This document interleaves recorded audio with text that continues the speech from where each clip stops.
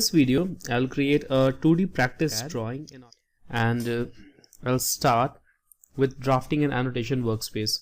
So make sure you're in drafting and annotation workspace, and if you're not in this workspace, switch it from this drop-down menu. You can also switch your workspace from this gear icon. So click on this gear icon and select drafting and annotation workspace if it is not already selected. Once you have made the selection, select the rectangle command from draw panel of home tab. Click at point anywhere in the drawing area and press at on command line. You can press at with the combination of shift key and 2. Now enter 56, 75 and press enter. So this will create a rectangle with length of 56 and width of 75 units. Next, we need to create a line that starts from center of this rectangle. So let's select line, move your cursor to this midpoint, but don't click. You'll observe that a midpoint O snap will appear here, indicated by this green triangle. If this O snap is not visible, click on this arrow right beside object snap and turn on midpoint. I also suggest you to turn on endpoint, center and intersection, as these might be needed later on in this tutorial. So let's bring your cursor to this midpoint, but don't click. Now drag it downwards. You'll see this green tracking vector, and then move it to this left side and again move it to this midpoint, but don't click, and again track it towards left. When both these green tracking vector intersect, click, and now track it towards right side and enter a length of 100 units and press enter. Press enter again to exit this command. Now from this point we'll create some circles. So start with the circle command, click on this point and create a circle with radius of 18 units. So type 18 and press enter. Press enter again to start circle command, click on the center again, and this time enter a radius of 35 units and press enter. Repeat this command again by pressing enter, go to the same center, and this time enter a radius of 45 units and press enter.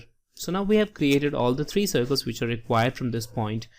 Now we need to create some circles on the top of this geometry. Now select line command, click at the center of this circle, drag it upwards and enter a distance of 65 units and press enter. Now go to circle again and select this point as the center of circle and enter a radius of 9 units. Again press enter to repeat circle command, and this time enter a radius of 18 units. Press enter again, go to the same center, and this time enter a circle with radius 25 or 24 units. So we have created these 3 circles here. Now we need to add some details to this drawing. So for adding details, select line command, bring your cursor to this circle and press shift key on keyboard and then right click. A contextual menu will appear. Select tangent from this menu and click on this outer circle. Now this line will always be tangent to the circle which we have selected.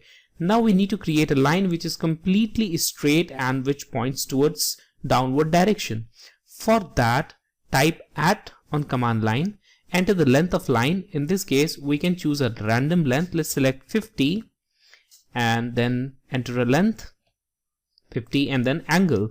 So press this angle sign which you can find right beside M key.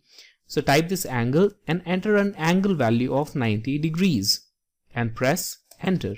So this will ensure that a line will be created which is vertically pointing downwards. Now press enter to exit this command. So we have created the circle and we have also created a tangent line. Next we need to create one more tangent line. So select line, press shift and then right click and select tangent again. Click on this outer circle and now click at this point because we need to make a tangent from this point to this circle. Now click on this line and click on this grip and extend it further in a straight line. Do this for this side as well.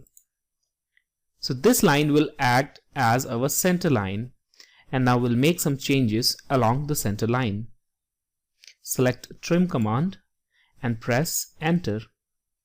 Now we don't need some geometries, mostly these geometries, because we'll create the geometry on the upper half and we'll then mirror it for creating the lower half geometry. We can also remove this portion. Now let's remove some extra portion from this drawing. So carefully delete the circles, arcs or lines which I am deleting. So select this one for deleting and then select this one for deleting it.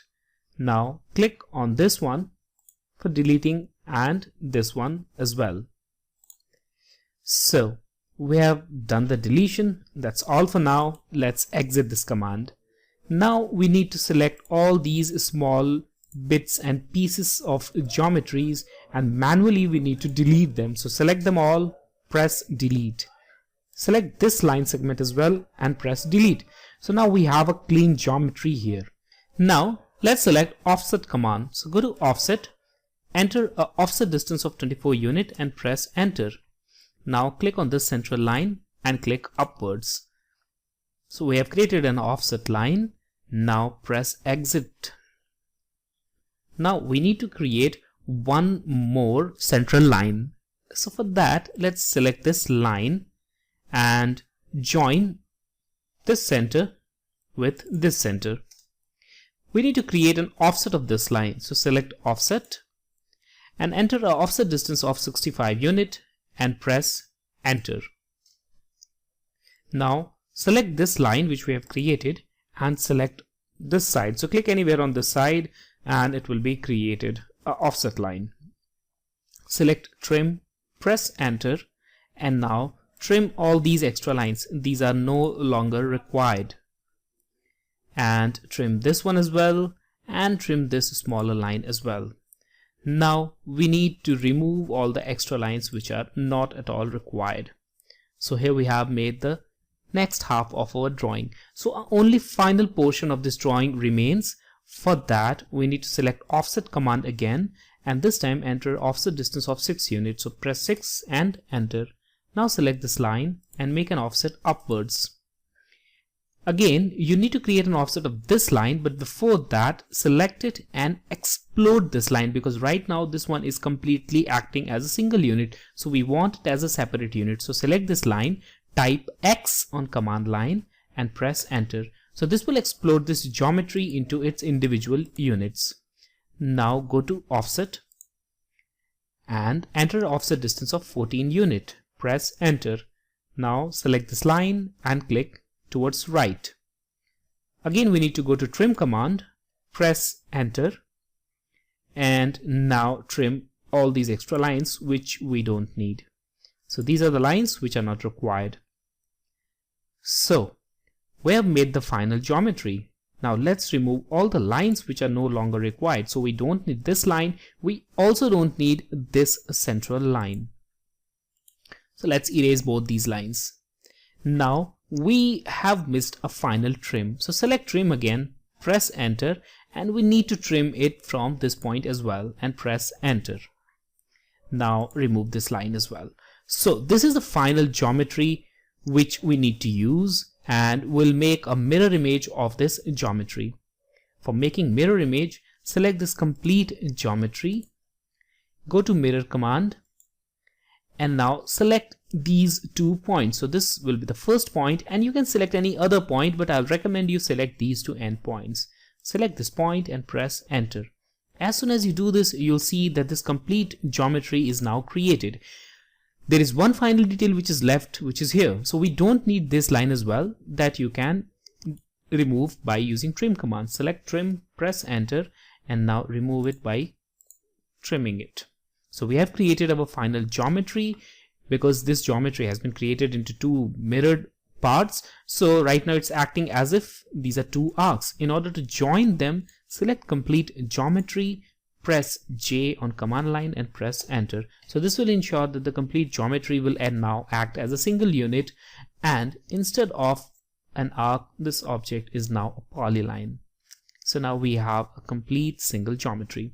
I hope this video was useful to you. If you have any comments, if you have any questions, do let me know in the comment box, and don't forget to share, subscribe and like this video. Thanks again for watching.